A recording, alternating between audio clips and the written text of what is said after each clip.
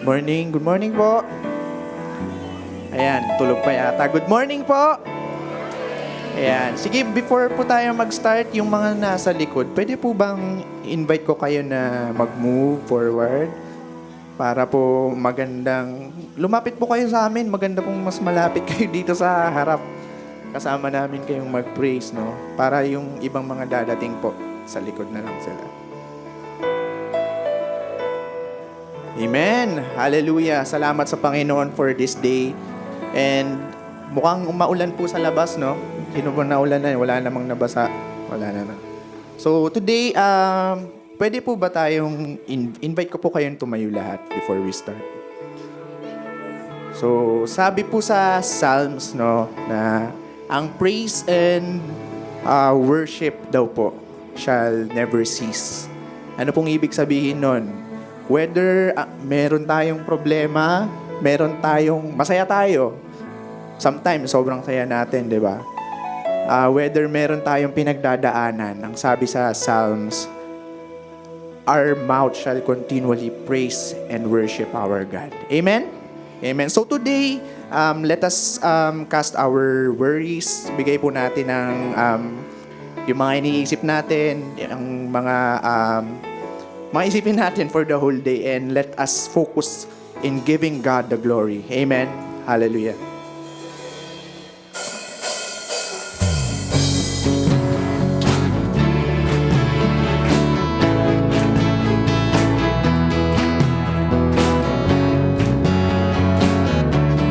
Hallelujah, Lord.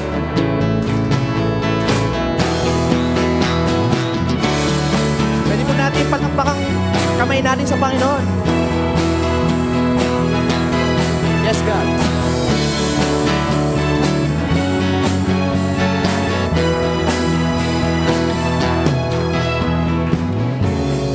Nothing can separate, even if I run away, 'cause your love never fails.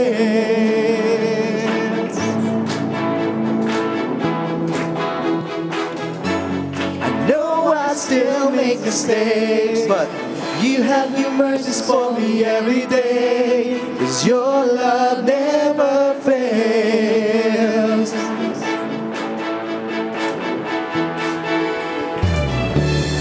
You stay the same through the ages.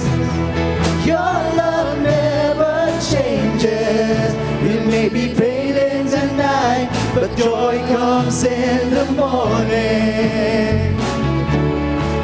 And when the oceans rage, I don't have to be afraid, because I know that you love me.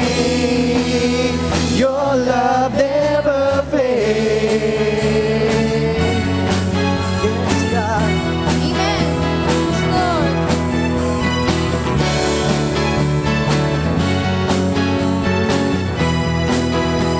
Say nothing. Nothing can separate, even if I run away. Your love never fails.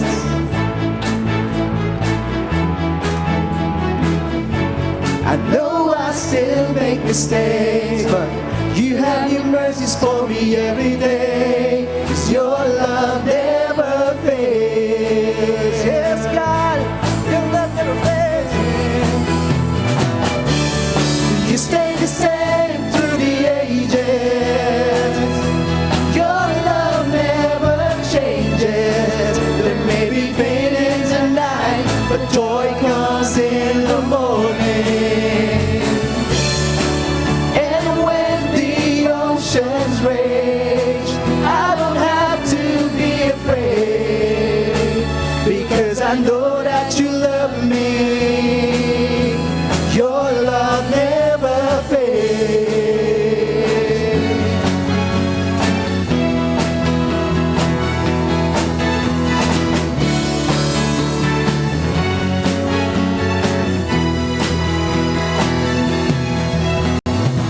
The wind is strong and the waters is deep. I'm not alone here in these open seas, 'cause your love never fails.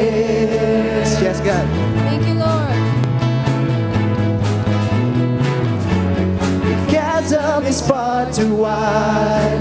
I never thought I'd reach the other side. Your love never fades. You stay the same, Lord. You stay the same through the ages. Your love never changes. There may be pain in tonight, but joy comes in the morning. And when the oceans rage, I don't have to be afraid, because I know that you love me. Yes, God, your love never fails. You stay the same through the ages. Your love never changes. There may be pain tonight, but joy comes in the morning. And when the oceans rage, I don't have to be afraid, because I know that you love me. Your love never fails.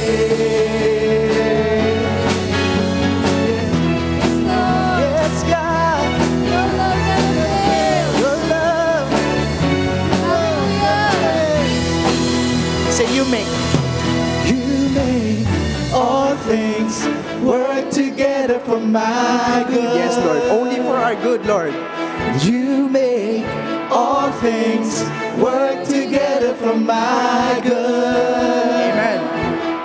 You make all things work together for my good. You make all things work together for my Sa kaliwa, pwede ko po ba kayo marinig? Say, You make all things work together for my good. You make all things work together for my good. sa mga nasa gitna, you make. You make all things work together for my good. Yes. You make all things work together for my good. Dito naman po sa kaliwa ko. Say, you make all things, Lord. Make All things work together for my good. Yes, only for our good, Lord. You make all things work together for my good. All together, let's sing. You make all things work together for my good. You make all things work together for my good. Say you make all things work together for my good. You make all things work together for my good. You stay the same through the ages. Your love never changes. There may be pain in tonight, but joy comes in the morning. Yes, God. And when the oceans rage, I don't have to be afraid, because I know that you love me. Yes, God, you stay the same. Yes, Lord. Hallelujah. You stay the same through the ages. Your love never changes. There may be pain in tonight, but joy comes in the morning. And when the oceans rage, I don't have to be afraid, because I know that you love me.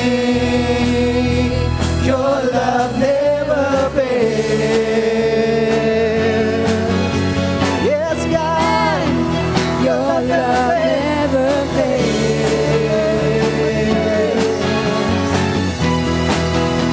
Your love never fails. Your love never fails. Amen. Yes, God. Lord. Hallelujah. Your name, Jesus. Thank you, God, for your love never fails, Lord. Hallelujah. We Hallelujah. praise your name. Hallelujah. Hallelujah. Thank you, Worship you, Jesus. God. Salamat, Panginoon.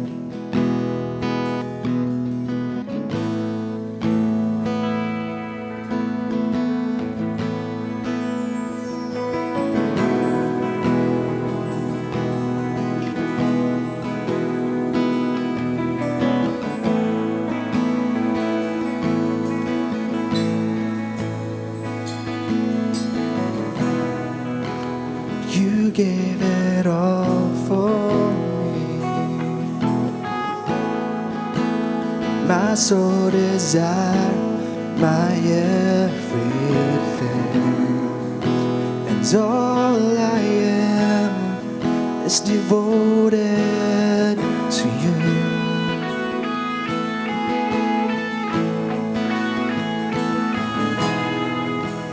How could I fail to see you are the love that rescued me, and all I am is devoted to you.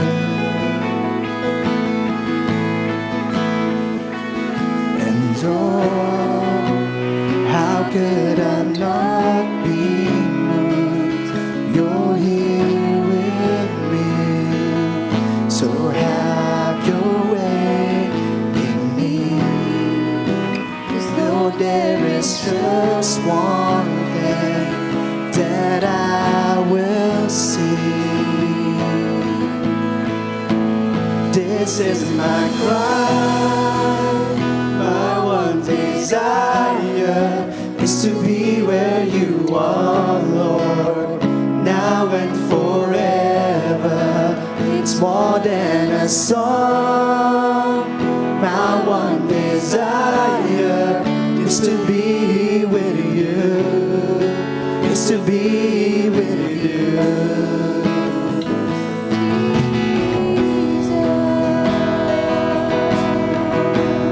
It's to be with you, Lord.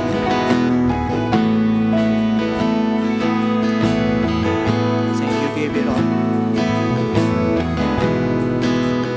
You gave it all for me. My soul desire, my everything, and all I am is devoted to you. Yes, Lord. How could I fail to see you are the love that rescued me, and all I am is devoted to you. And oh, how could I not be moved? You're here with me, so have your way in me. Lord, there is just one thing that I will see. This is my cry, my one desire is to be where you are, Lord, now and forever. It's more than a song. My one desire is to be with you. Yes, is to be with you. This is my cry. My one desire is to be where you are, Lord, now and forever. It's more than a song. My one desire is to be with you. It's to be with you.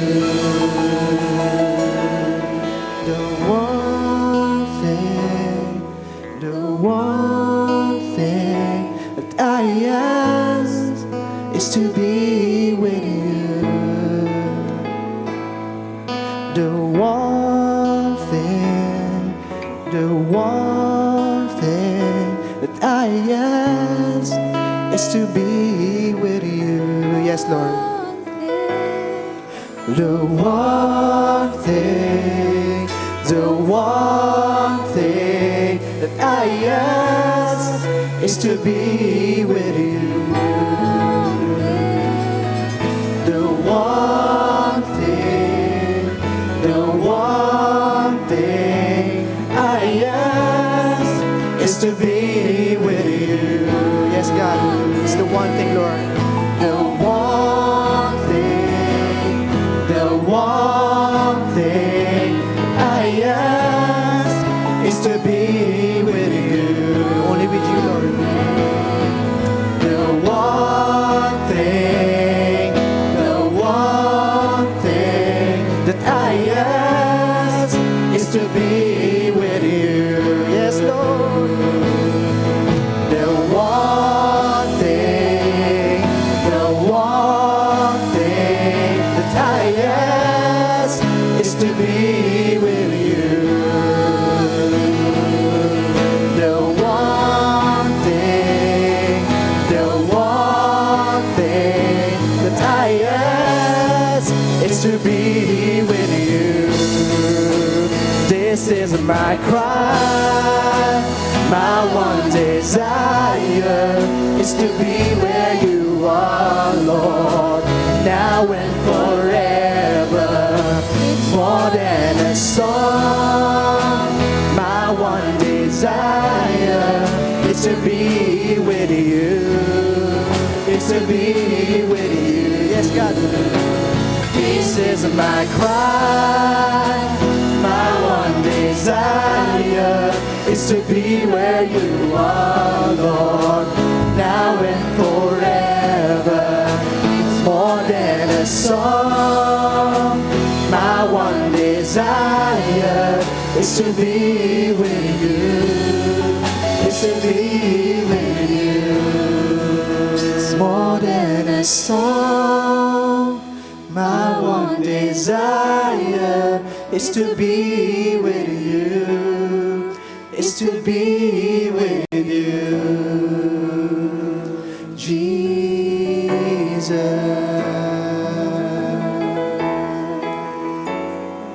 Yes, Lord. It's the one thing that we desire, Lord.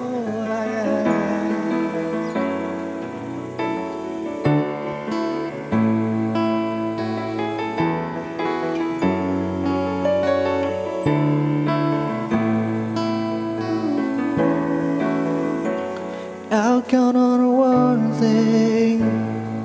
The same God who never fails will not fail me now. You won't fail me now in the waiting. The same God that's never late is working all things out.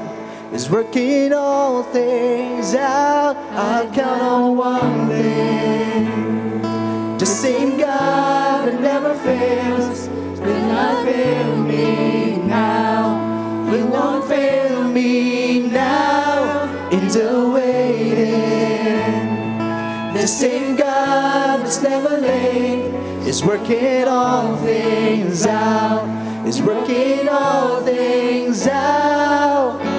Yes, I will lift you high in the lowest valley. Yes, I will bless your name. Oh yes, I will sing for joy when my heart is heavy all my days. Oh yes, I will.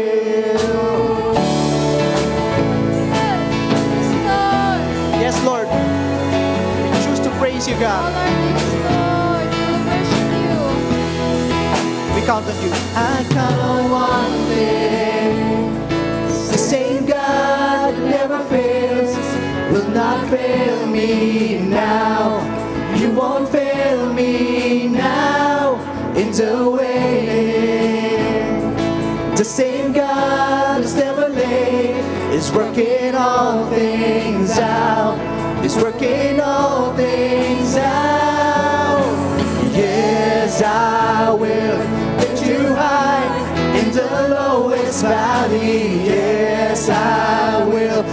your name. Oh yes, I will sing for joy when my heart is heavy all my days. Oh yes, I will. Yes, I will lift you high in the lowest valley. Yes, I will bless your name. Yes, God. Oh yes, I will sing for joy when my heart is heavy all my days. Oh yes, I will, and all my days. Oh yes, I will. I choose to praise,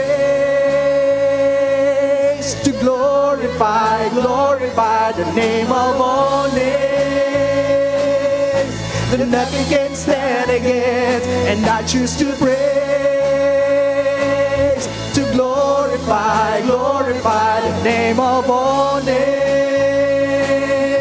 That nothing can stand against, and I choose to praise. Come on, let's choose to praise, to glorify, glorify the name of all names. Jesus, that nothing can stand against, and I choose to praise, to glorify, glorify the name of all names. That nothing can stand against, and I choose to praise, to glorify, glorify the name of all names. That nothing can stand against, and I choose to praise, to glorify, glorify the name of all names. That nothing can stand against.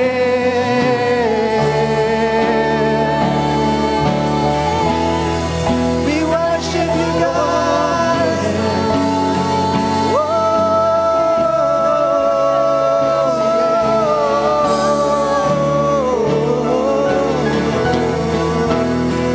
Just to worship you, Lord.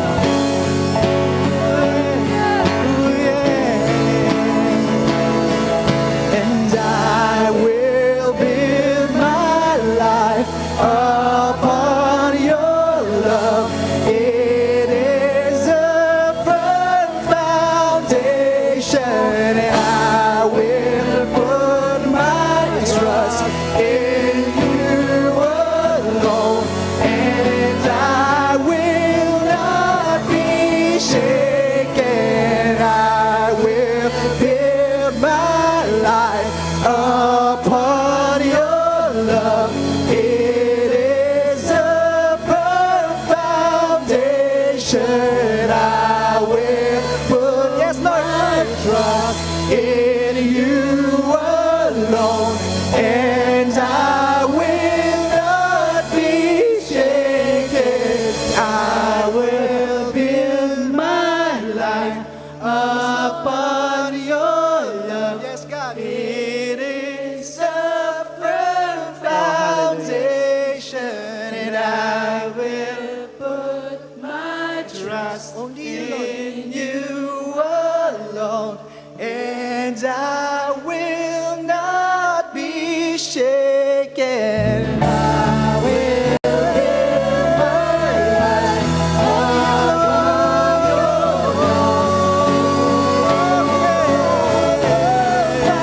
foundation, and I will put my trust in you alone, and I will not be shaken. Yes, I will lift you high in the lowest valley. Yes, I will bless your name. Oh yes, I will sing for joy when my heart is heavy all my days. Oh Lord, I will. Yes, I will bless your name in the lowest valley. Yes, I will bless your name. Oh yes, I will sing for joy when my heart is heavy all my days. Oh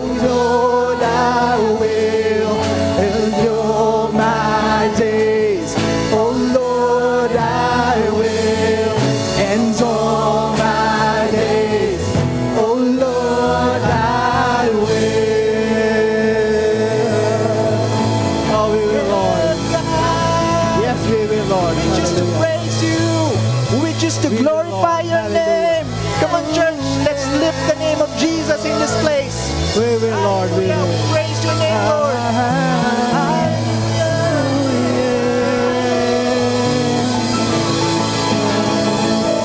Hallelujah. Hallelujah. Hallelujah. Praise God. Psalm 121 verse 7 says, God watches over our lives. Pinapanood po ng Diyos ang bawat buhay po natin. Alam niya ang bawat sitwasyon ng buhay po natin.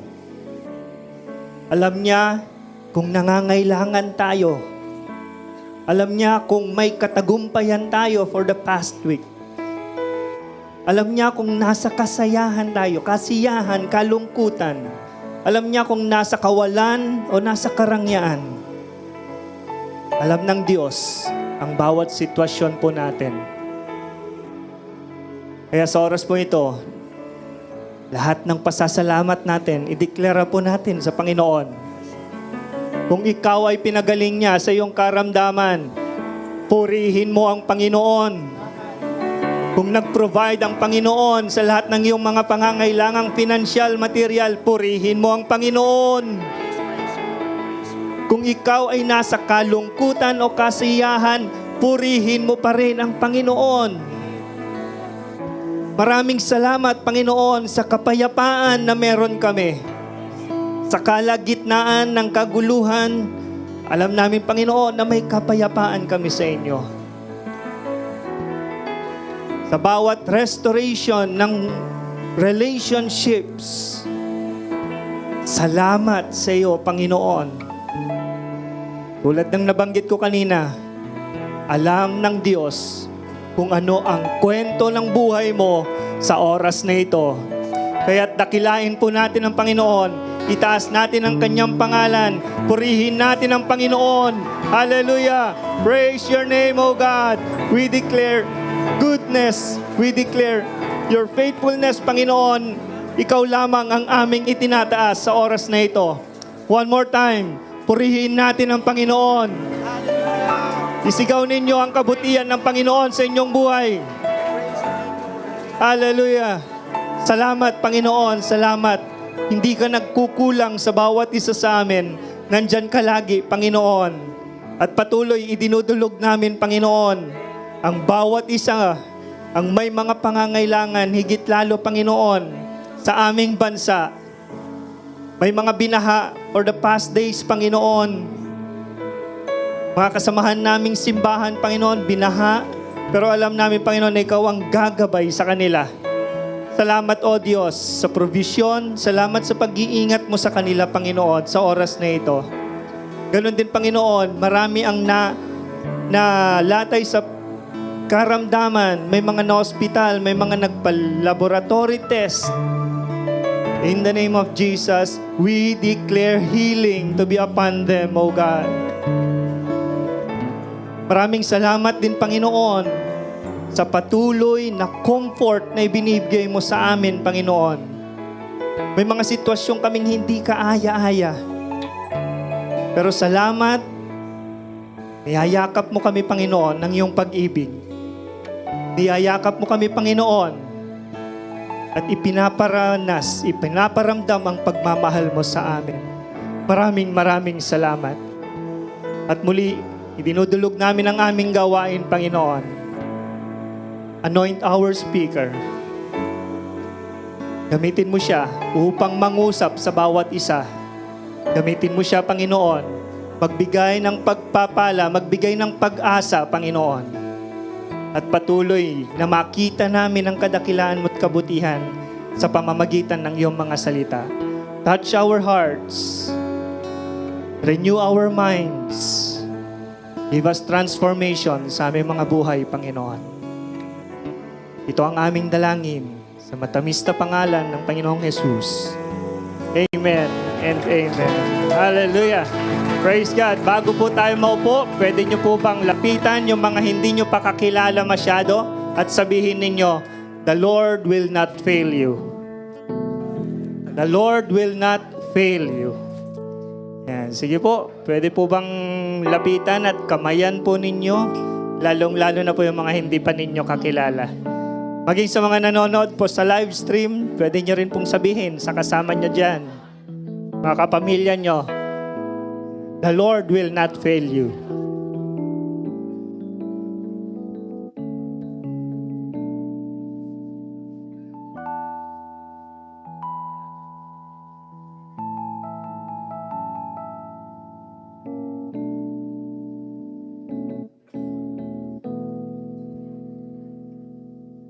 Praise God. Hallelujah po. Welcome sa Marikina Foursquare Gospel Church, a church that follows Christ and makes followers of Christ. Okay po, mas kilala po tayong J-Clam, pero ang ating church name ay Marikina Foursquare Gospel Church.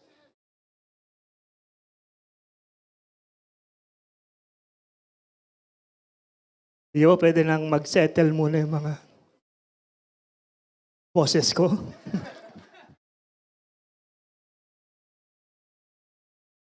Hallelujah. Thank you.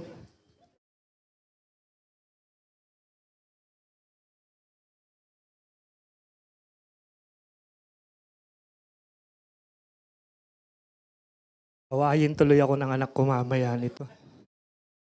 Praise the Lord. Welcome po sa Marikina Foursquare Gospel Church. Again, welcome din po sa ating mga dumadalo po dito. Meron po ba tayong mga visitors po? First time na dumalo, may nagdala ng bisita. Pwede po ba taas ang inyong kamay po? Meron po ba? Dito sa right side ko po. Ayun, nasa left side yan. Bisita ni Sister Nati. Ni Arnold. Ang sipag ni Kuya Arnold magdala ng bisita po. May award ka pagdating ng panahon. Meron pa po ba? Yan. Second time. Yan. Second time, ngayon lang na-acknowledge yan. Welcome po sa inyo. Mamaya po may bibigay po ng ating hospitality team na token po para sa inyo. Okay? Yan. So, yun. Welcome po sa lahat ng mga nasa live stream din po natin. Welcome din po sa mga first time na nanonood po dito. Pakitype lang, I am new here, para po mabati naman po kayo at makamusta. Okay, so again, welcome po sa ating lahat at magandang araw po. Para sa ating mga announcements, kanina po 9:30 to 10:30 ay meron po tayong mga kapihan at tea time po. Kapihan para sa mga kalalakihan, adult men, and tea time para sa ating mga adult women naman. So kung kayo po ay second service attendee, mas agahan nyo po ng 9:30. Okay? Alam nyo kung bakit? Aside sa makaka-fellowship nyo na po yung mga fellow men and women po natin, makakatipid pa kayo ng almusal. Di ba po ba? Yan. Kaya attend po kayo 9:30 to 10:30 po para sa ating tea time and coffee time po ng mga kalalakihan. And this coming Wednesday ay meron din po tayong faith night. Yan. Sino po ang may mga breakthroughs nang nangyari sa kanilang mga buhay po for the past 3 weeks?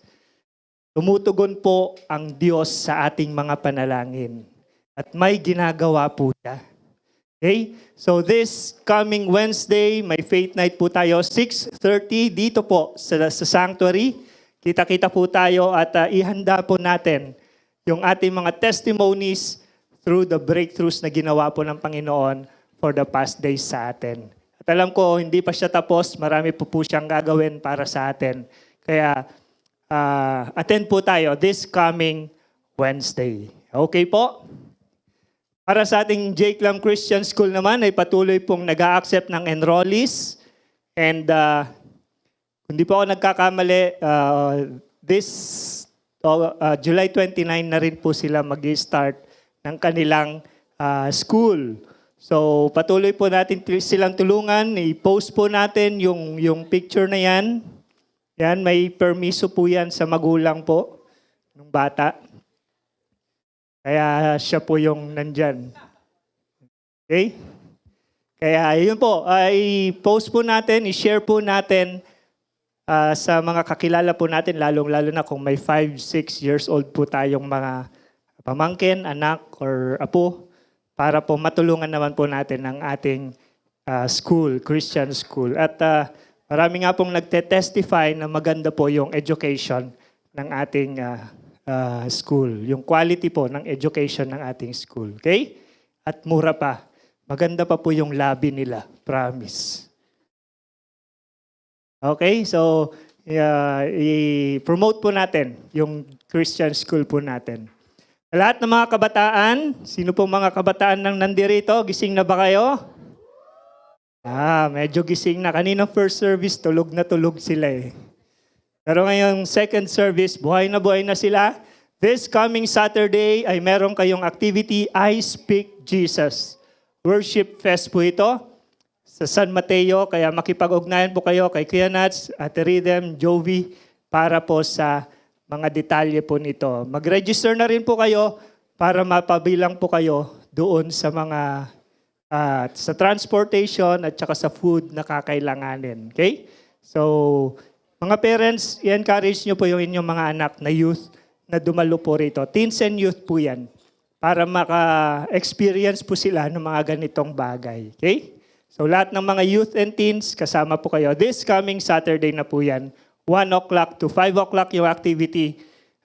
Siguro mga 12, alis na kayo rito. This Saturday din po ay meron din pong prayer huddle para sa ating mga prayer warriors. Yan. Lahat ng mga members po ng prayer warriors ay kasama po kayo rito. Kita-kita po dito ng 6:30 in the morning. Okay? This coming Saturday na po yan. Dito po lahat magkikita-kita para sa gawain po ng ating sa mga panalangin gagawin po this coming Saturday yan. Marami pong ginagawa ang Panginoon po through the ministry ng ating prayer warriors. Okay? Next Sunday po, kung napansin po ninyo, wala po tayong communion nung first Sunday. So this coming Sunday, last Sunday po ng July, yung ating communion para i-wrap up din po yung ating series na Sanctified. Okay? And Mission Sunday din, this coming Sunday, prepare lang po natin yung ating offering po, pledges pagdating po sa missions. So, yung kanina po nagkaroon ng tribute sa mga graduates. Meron pa po ba mga graduates na umattend ngayong second service? Taas ang inyong mga kamay po. Meron pa po ba? Yan. Kung hindi po kayo nabigyan ng token kanina, pwede nyo pong i-claim sa likod po yung token para sa mga graduates po natin. Okay? So yun lang po yung ating mga announcements po. Amen. Magandang araw po sa bawat isa. Praise God. Pwede po bang pakitingnan po yung sa harap po ninyo na mga envelope? Amen. So, ngayon po, darako po tayo sa ating tithes and offering. At ito pong illustration na ito ay isa po sa natutunan ko kaninang first service. At maganda nga pong reminder, no, kapag kahit po mamaya after nyo po dito, kung meron pong extrang envelope, pwede po kayong kumuha, dalhin nyo po sa bahay ninyo, ilagay nyo po sa table, okay? Or kung saan man na palagi nyo pong makikita, to remind yourself, or sa Bible nyo po, to remind yourself po na pag magbibigay po tayo, ay prepared po tayo pagdating ng Sunday. Amen? And isa pa po dun sa napakaganda nito is, meron po akong nabasa, galing po sa isang author kahapon, nag-iikot po kami sa UP Town. Ang sabi po doon is, relying on God has to begin all over again every day. Wow. As if nothing had yet been done. Ibig sabihin po, everyday, kailangan po yung pag-rely natin sa Panginoon bago. Diba? Tapos, at the same time po, pagdating din po sa tithes and offering po natin, alam niyo po ba, every time na maglalagay kayo ng offering po ninyo at ng tithes po ninyo sa envelope, another chance po ulit yun na mag-rely po ulit tayo sa Panginoon when it comes po sa ating mga needs po at provision, lalong-lalo na po financially. Amen po ba? Amen. So ngayon po, pwede po bang pakikuha na yung mga offerings po natin? Tinatawagan ko po yung mga ushers po natin para po sa offering natin. At pwede po bang pakitaas po yung mga offerings po natin? At magpe-pray po tayo. Praise God. Lord, maraming salamat po, Panginoon, for this another opportunity again po, Panginoon, to rely on you, to rely on your grace, to rely on your goodness po, Panginoon. And maraming salamat, O Diyos, dahil alam po namin, hindi po kayo magkukulang, O Diyos. At maraming salamat po, Panginoon, dahil alam po namin, hindi nyo po kami pababayaan because you said in your word po, Panginoon, you will never leave us nor forsake us.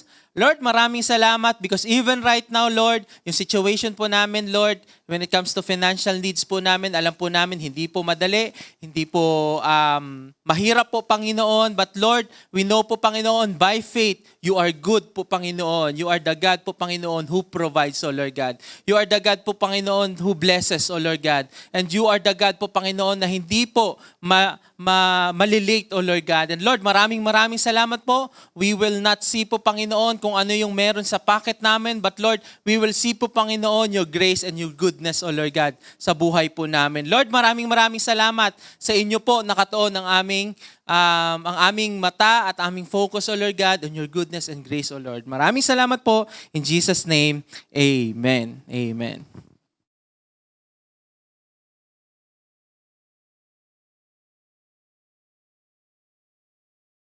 Good morning, good afternoon, and good evening. I am tasked to accept our new members today. Taas po ang kamay na alam niyo po, official member na po kayo ng church na ito. Taas ang kamay na mataas. Yes, alright. Are you happy that you belong to this church?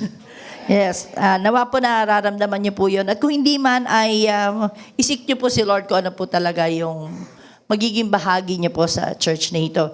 I'd like to call the following people na nandyan na po kayo. Rihanna Anika Alcober, please come to the front, dito sa taas.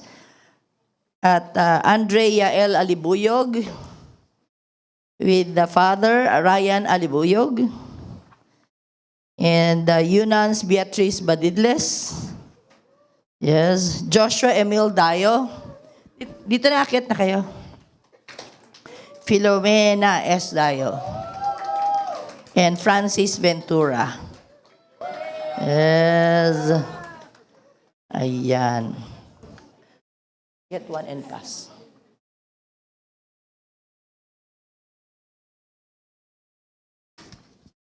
Okay. Tanungin ko muna po itong mga batang ere. Na kayo ba'y pinilit lang ng mga magulang ninyo? Di naman po. Hindi po. Hindi po. Hindi po. Hindi po. Pinilit ka lang ng tatay mo?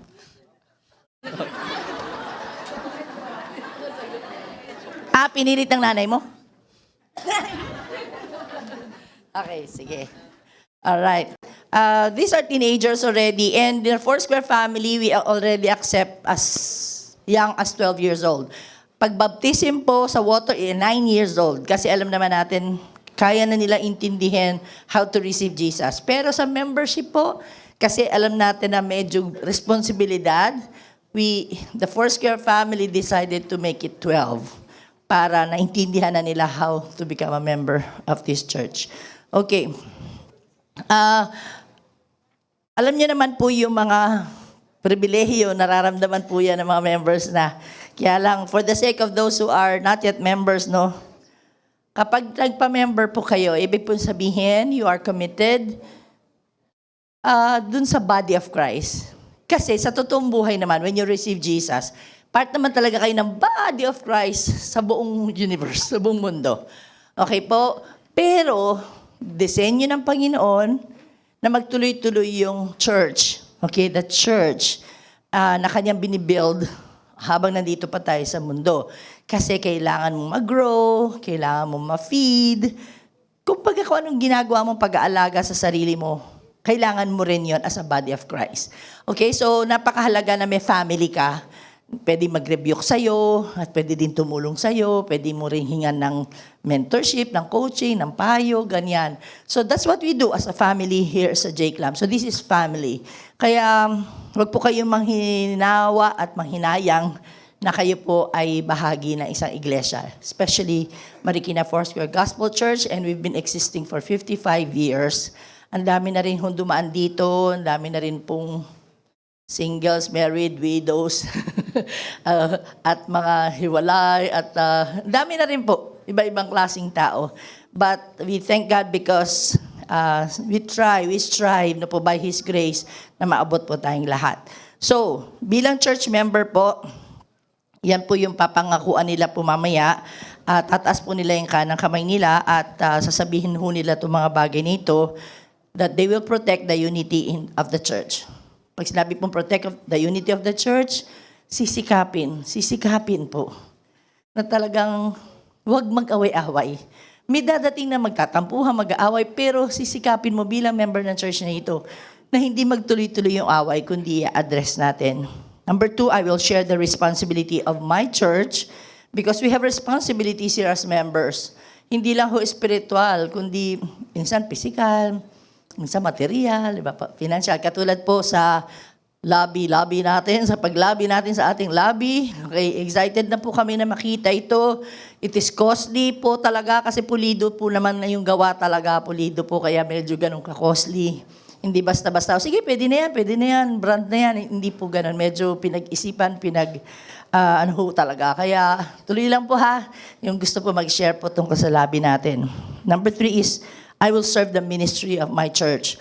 So, may mga ministry na po sila at naway magpatuloy po sila. And number 4, I will support the testimony of the church. Ibig po sabihin, nawa. Siyempre, kapag iningatan mo rin naman ang pangalan ng Panginoon, it follows. Maiingatan nyo din yung pangalan ng church na ito.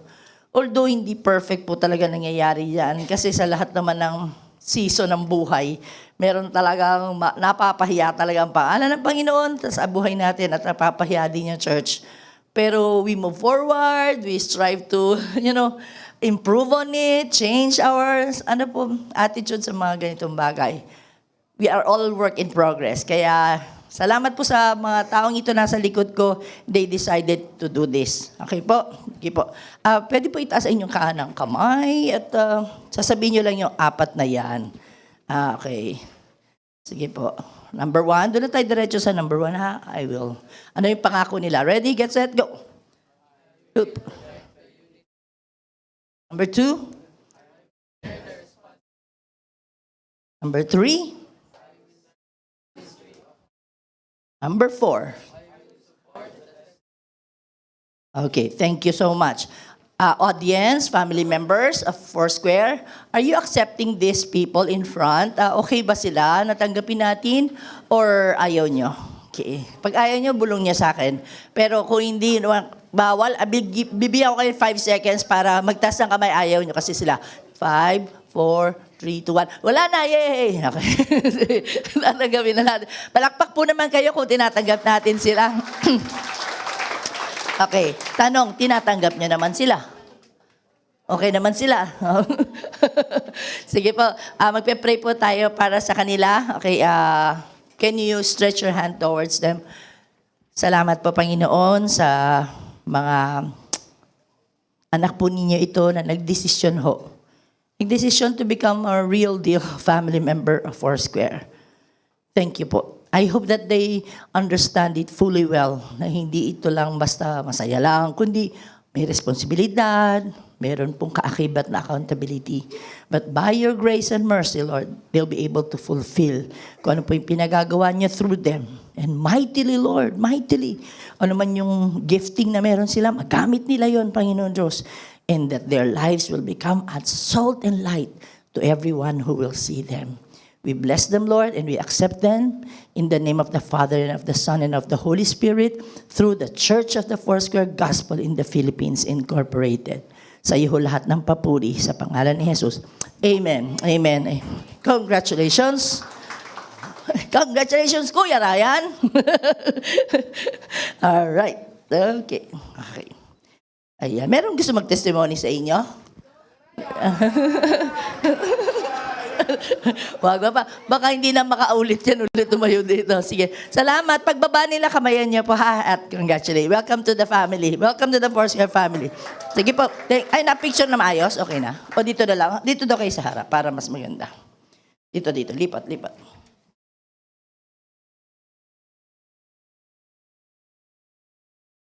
Photo bomber.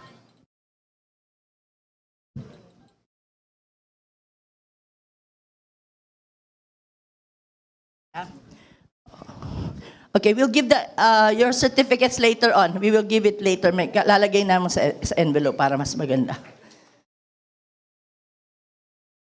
Okay, are we ready to hear the word of the Lord today? God has something good for you today. Ay, wait lang, as an introduction pala. Patayo nga please ng lahat ng singles pa hanggang ngayon. Single, teens and youth and singles, tayo nga po kayo.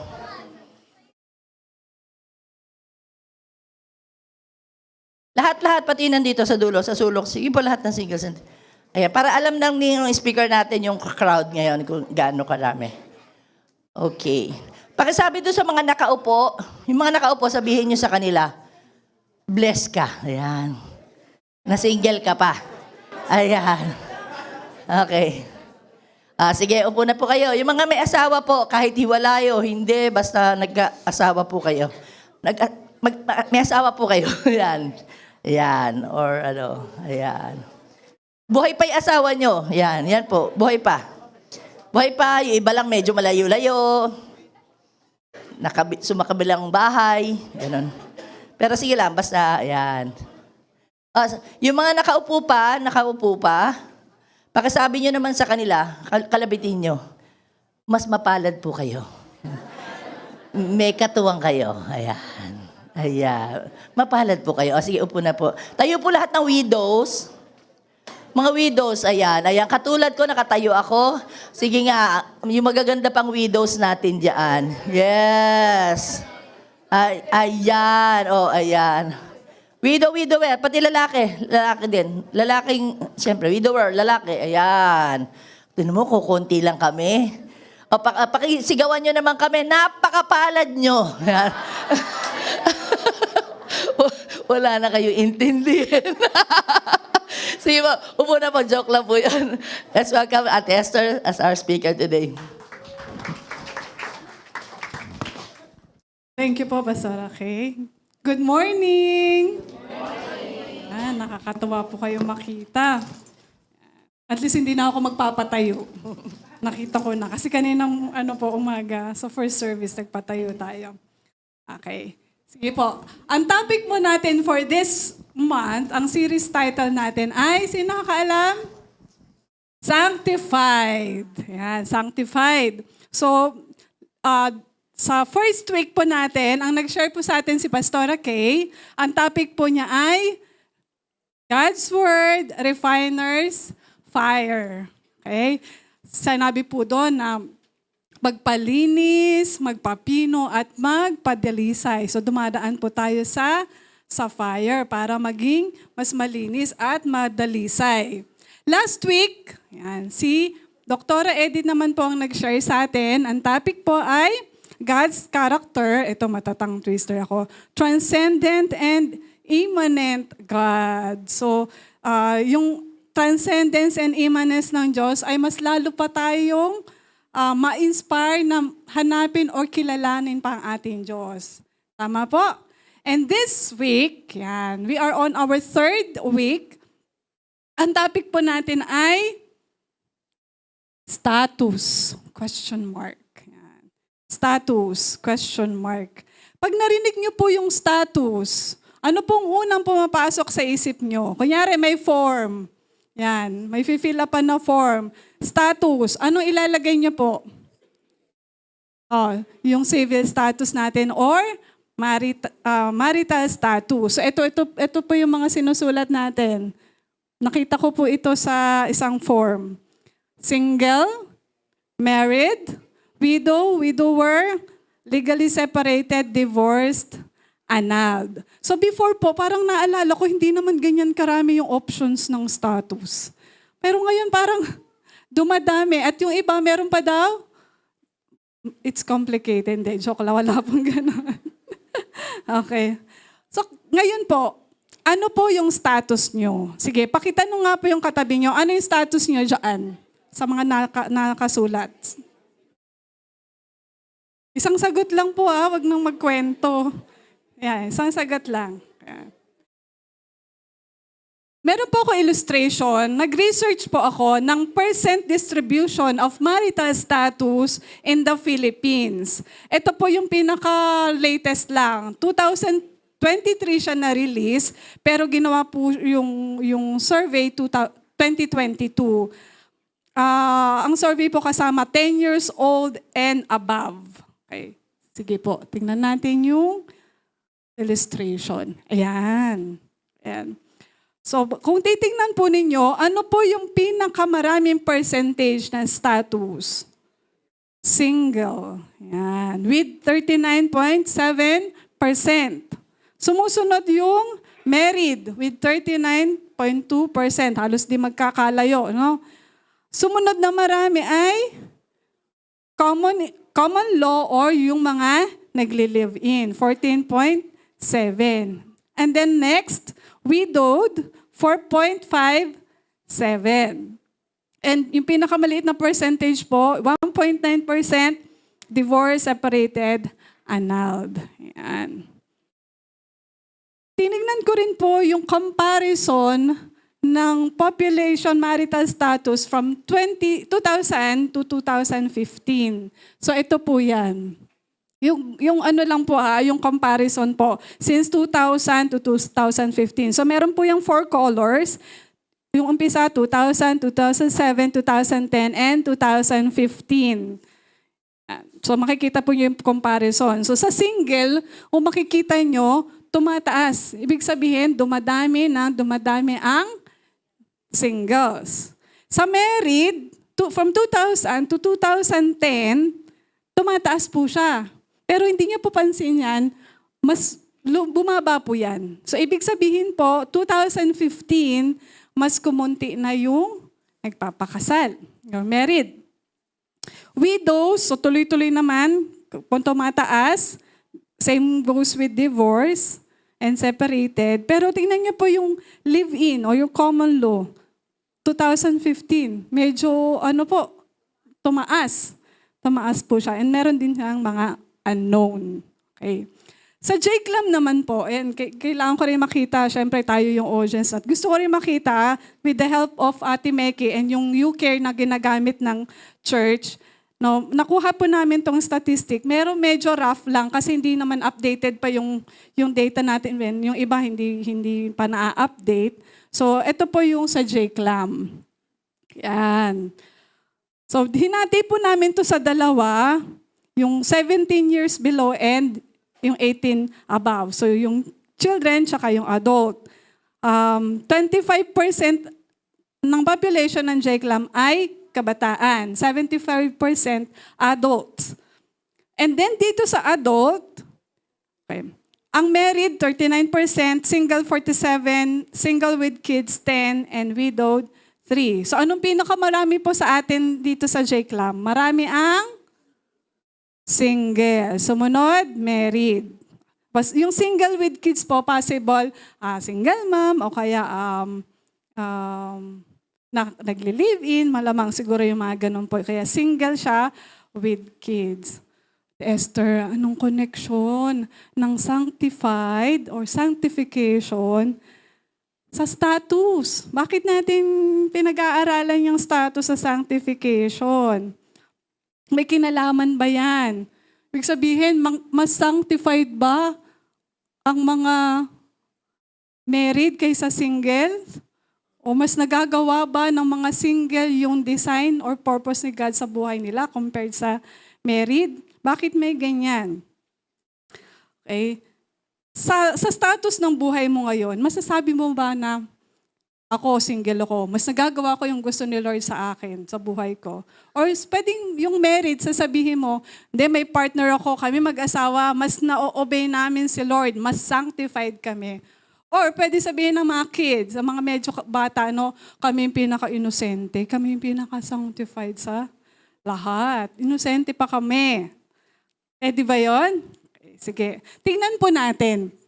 I have 4 points dito. Unang muna, sanctified single teens and youth. Yan. So yung kanina pinatayo ni Pastora kay medyo mga nandito and meron din konti dito. No? So yung audience natin nandito. Teens and youth, yung mga 17, pababa mga hanggang 10 years old to 17 years old. Sila yung mga medyo inosente, wala pang muwang sa mundo. Pero ang question, totoo kaya na wala pang muwang sa mundo ang mga batang ito? Tingnan natin. Naalala ko po nung bata kami, pag may pinapanood sa TV, tapos may magkikis, anong ginagawa ng magulang? Talagang hindi namin makikita. As in, wala kami idea ano nangyayari. Di ba? Ganun po, dati. Ngayon po, hindi lang po TV ang access ng mga bata. So, hindi ko po alam kung paano natin nababantayan yung mga kabataan. Kung dati bantay na bantay, bawal kang makakita ng ganyan. Ngayon, hindi na natin alam kasi sila mismo may kanya-kanya na silang tablet. Hindi mo alam maghapon, hindi mo alam pag may lumitaw dyan, sobra na yung exposure niyan sa iba't iba na pwede nilang malaman sa mundo. Tama po ba? And baka hindi mo na alam, hindi mo nakilala yung anak mo. Hindi ko alam gano'n kilala yung anak ko. Diba? Parang, syempre, nagsa-cellphone. Hindi mo alam saan siya na-expose Kahit anong control mo dyan, pag siya lang mag-isa dyan, wala na tayong alam. Tama po?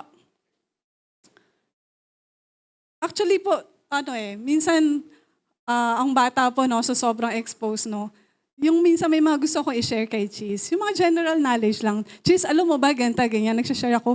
Nagugulat ako, alam agad. At meron pa siyang idadagdag na hindi ko alam. So parang imbes na ako ang natuto, ay siya ang natuto. Ako yung natuto kasi nga, ganun ka-expose yung mga kabataan natin. Pero, yun nga, sabi nga ni Pastora kay kanina, you are blessed. Singles, teens and youth, you are blessed. Kasi ngayon pa lang, at your age, kilala mo na ang Diyos. Alam mo na kung paano i-limit yung sarili mo. Alam mo na kung dapat pinapanood mo to o hindi. So hindi natin alam kung paano yung exposure nyo.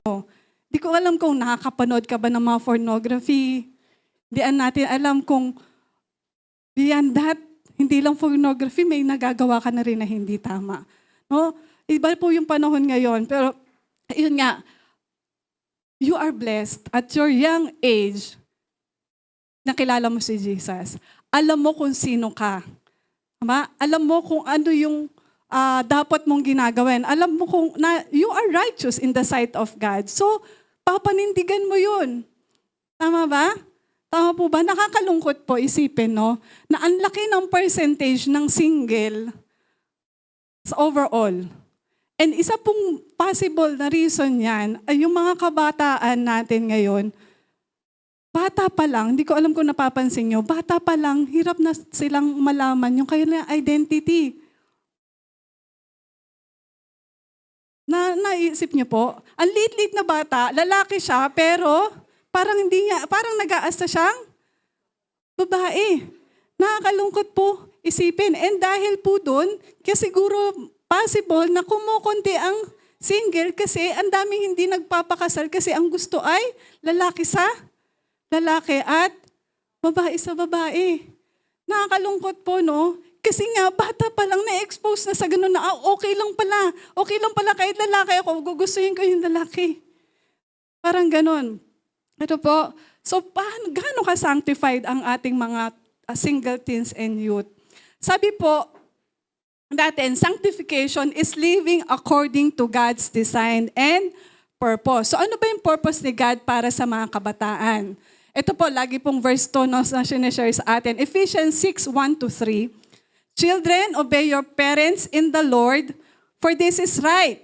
Honor your father and mother, which is the first commandment with a promise, so that it may go well with you and that you may enjoy long life on the earth. So ano po yung God's design sa inyo, single teens and youth? Honor your father and mother. Pero alam niyo po sa panahon ngayon, sabi ko, ang daming alam ng mga bata, And minsan, sa sobrang dami nilang alam, parang medyo nababawasan yung pag-honor.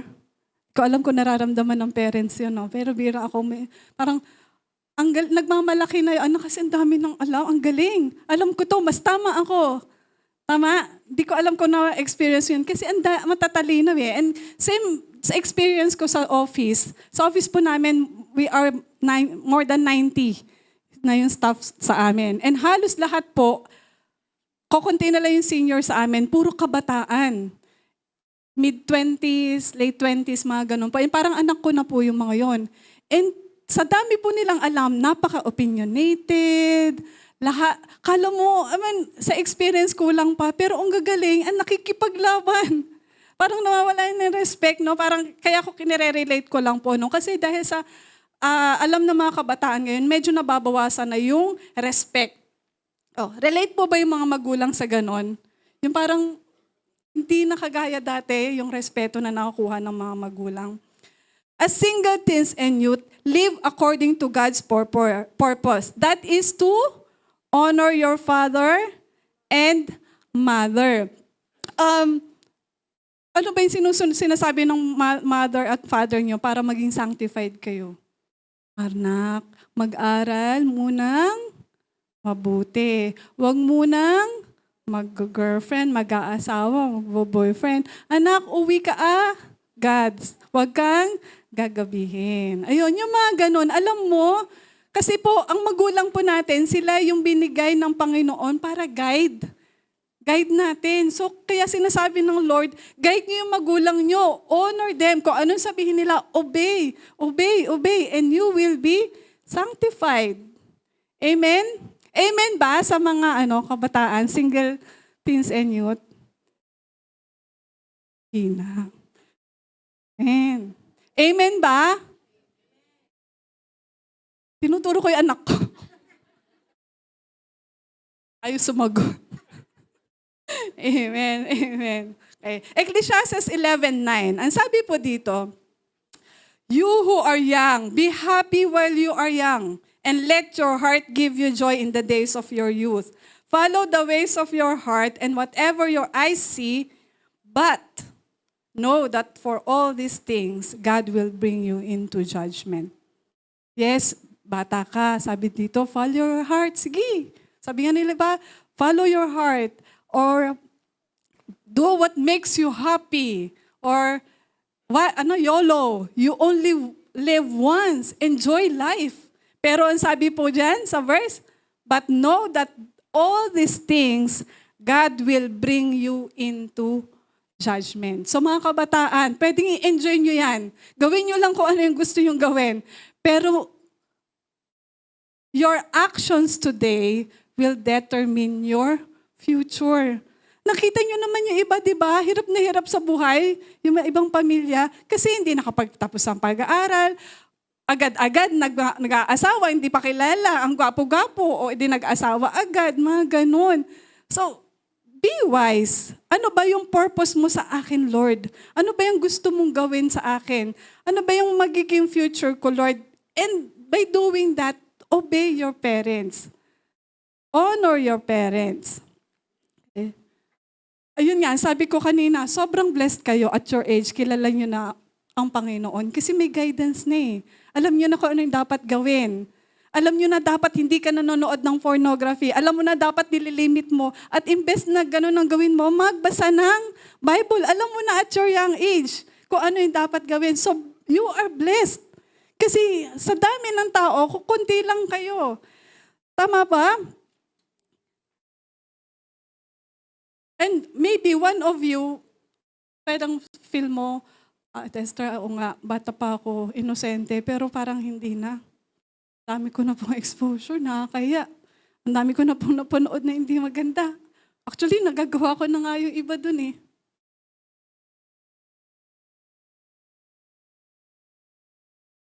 Pero sabi ni Lord, you are still my child. Repent. Kung nagawa mo na yun, kakalimutan ko yun, nag-repent ka. Kakalimutan ko yun. And God still sees you clean, holy. And wag mo nang ulitin kasi ang sanctification po, hindi lang cleanse ka na. Kailangan tuloy-tuloy ka.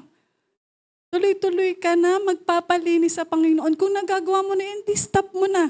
And Lord, help me na hindi ko na mauulit. Amen ba, mga kabataan?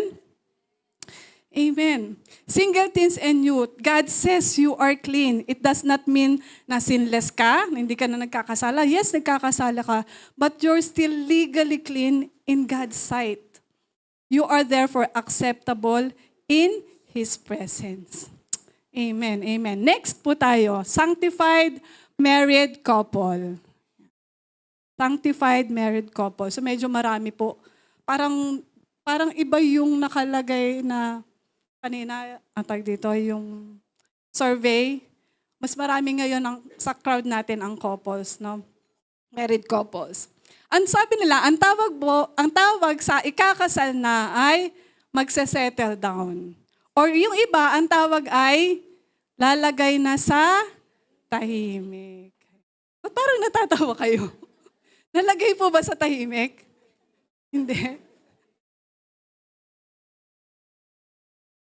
Bakit kaya ganun yung tawag sa, magsasettle down na ako, ibig sabihin papakasal na, lalagay na ako sa tahimik. Kasi po, di ba, pag nag-asawa ka, bubuo ka ng sarili mong family para mag-start ka. Ito, ayusin ko, ito yung mga gusto ko sa pamilya ko, magkakaanak ako, mag-aasawa ko, magbibuild ako ng family, bibili kami ng house. Parang ganun kaya sinabi, lalagay sa tahimik. Yan. Pero yun nga, totoo nga bang lalagay sa tahimik? Alam niyo po ba, marriage is God's plan from the beginning. Umpisa pa lang, dinesign na ng Diyos yung marriage.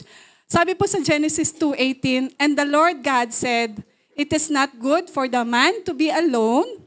I will make a helper suitable for him. So ibig sabihin, hindi daw okay na mag-isa ang tao.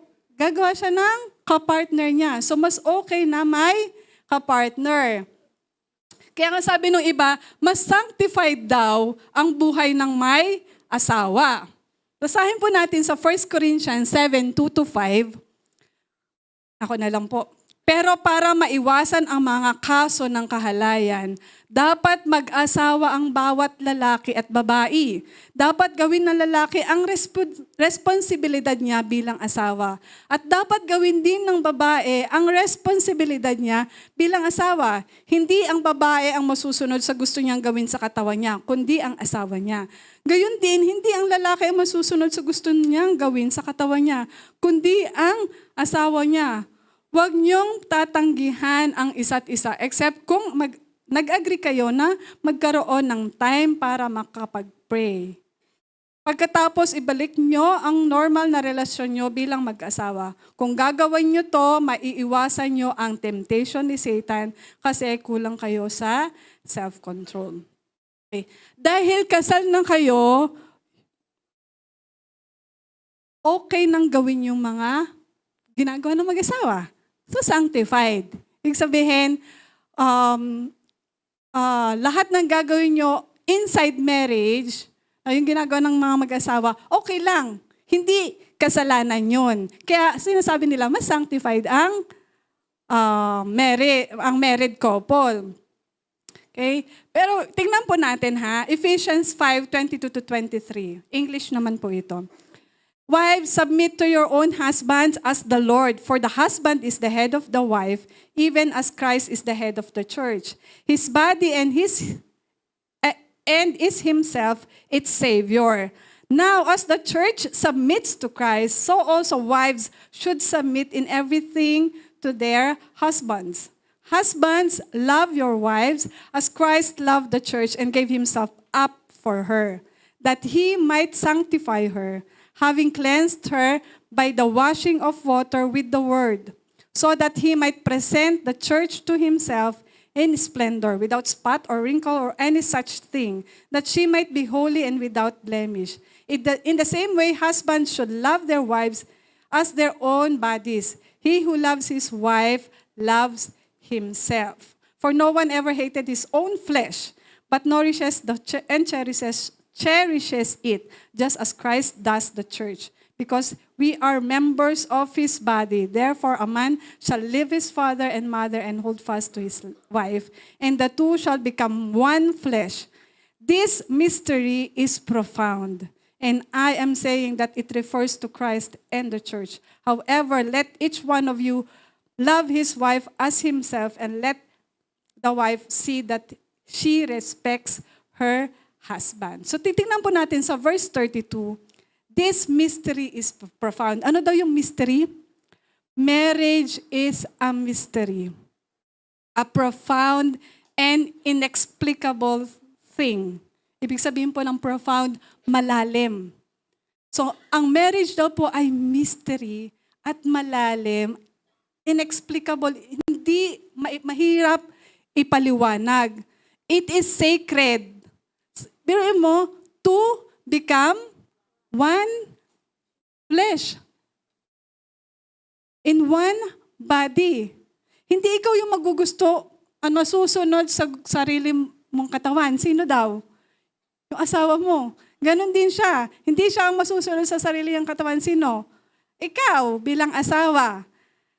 Pag hindi lang to mag-partner. Kasi yung asawa mo, hindi mo lang partner kasi ikaw yan. Tama? Yung asawa mo, ikaw yan. Ikaw, kumbaga, you are one. Iisa kayo. Ganon po yung mystery ng mag-asawa. Husbands should love their wives as their own husband. Ibig sabihin po, pag hindi mo minahal yung asawa mo, hindi mo na rin mahal yung sarili mo kasi ikaw yun. Pag pinagpalit mo ang asawa mo, niloko mo, sino niloko mo? Sarili mo, kasi ikaw yun eh. Tama ba? Ito po yung sinasabi dito eh. Pag hiniwalay mo yung asawa mo, pwede ba yun? Eh, ikaw yun?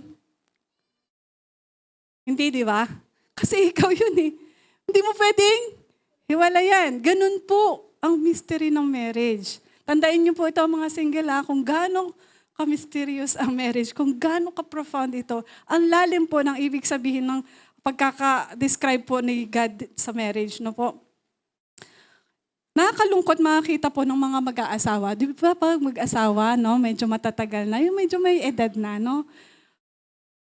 I-expect po matagal na silang mag-asawa. So sana parang medyo magkamukha na, hindi lang magkamukha. Medyo alam na nila, kilala na nila yung isa't isa kasi isa sila eh. No, pero minsan makakalungkot makakita, mag-asawa nagsigawan o kaya titingnan ng masama yung asawa niya, galit na galit, di ba? Parang nakakalungkot lang po. Pero dapat hindi ganon yung mag-asawa kasi ikaw yun eh. Nasakta mo yung sarili mo. Pag sigawan mo yung asawa mo, sinisigawan mo yung sarili mo. Yun pa yung sabi dito. Okay? Kumusta po kayo bilang mag-asawa? Only God sees mo yung sitwasyon nyo bilang mag-asawa. Diyos po ang nakakita, yung relationship nyo sa spouse nyo. Pero ito po ang reminder sa atin ni Lord. Baka nakakalimutan nyo yung word ni God sa atin as husbands and wife. Sabi po sa husband, God wants to remind us today, love your wife, sabi sa husband, as I love the church. I gave myself up for her. Ganun po yung pag-ibig ng Diyos sa church, binigay niya yung kanyang buhay. So yun po yung inuutos ng husband, paano niya mamahalin yung asawa niya. Mahalin mo siya na kaya mong ibigay yung buhay mo. Tama ba? Hindi lang nakapagluto ng masarap. Galit na galit ka na. Hindi lang ikaw na-prepare ng baon, nagagalit ka na agad. Tama? So, sa wives naman, ano yung utos ni Lord? Nung sinesearch ko po, itong verse na binasa natin kanina, isa lang po yung inuutos eh. Sabi po dyan, submit. Submit. Submit to your husband. Sa verse 22, sa verse 24, submit everything to your husband. Let the wife see that she respects her husband. Pero parang baliktad. Parang sino pong nagsasubmit sa inyo? Parang lalaki po ata nagsasubmit under the sign din. Hindi ko pa sinasabing ganon. Pero ito po yung utos ng Diyos sa mga babae. Ang babae po kasi medyo strong, no? Sila yung madiskarte, sila yung maraming opinion, sila yung maraming sinasabi. Kaya ang lumalabas, parang mas babae ang nasusunod. Pero ang sabi ni Lord, wait lang. Yung husband nyo, ang dapat masunod. Ang babae ay magsasubmit. Magsasubmit. Na pwede naman pag-usapan. Siyempre, pinag-uusapan na yon. Pero ang final decision, kung ano yung sinabi, final decision ng lalaki, dapat magsasubmit ang babae. Kahit mali. Yes po. Kasi ito po yung sabi ni Lord. May accountability naman po yung lalaki pag mali yung decision niya. Okay? Sige po. Marriage has a greater purpose. Hindi lang pala ito kilig-kilig lang. O kaya, sabi, di ba, para maiwasan yung kahalayan, dapat magpakasal. So, hindi lang pala yun. Hindi lang para kiligin ka lang, nakakaingit, ang sarap may asawa. Hindi lang po eh. May mas malalim itong purpose. One flesh, seriously, and yung choosing to stay, regardless kung anong mangyari, you will choose to stay. Sabihin nyo, paano naman, Ate Esther, kung ang napangasawa ko hindi Christian, ang hirap naman yata yun. Hindi, paano yun? Hindi pa siya Christian eh. Sabi po sa 1 Corinthians 7:12-14, para sa iba, ito ang sasabihin ko. Hindi ito galing sa Panginoon kundi sa akin. Si Paul po nagsasalita dito. Kung may isang Christian na lalaki at hindi Christian ang misis niya, pero gusto ng misis niya na magsama pa rin sila, huwag niyang hiwalayan ng babae. At kung ang isang babaeng Christian, tapos hindi Christian yung mister niya, pero gusto ng mister niya na magsama pa rin sila, hindi dapat nakipaghiwalay ang babae. Kasi tinatanggap ng Diyos ang mister na hindi Christian dahil sa asawa niya. Ganon din ang babae na hindi Christian, tinatanggap din siya ng Diyos dahil sa asawa niya na Christian. Kasi kung hindi ito mangyayari, magiging marumi sa paningin ng Diyos ang mga anak nila. Pero ang totoo, tinatanggap sila ng Diyos. Amen. So hindi ko po alam kung sino po dito ang kasal na tas hindi Christian yung asawa nyo. Sabi ni Lord, sobrang blessed tayo no, as Christian. No?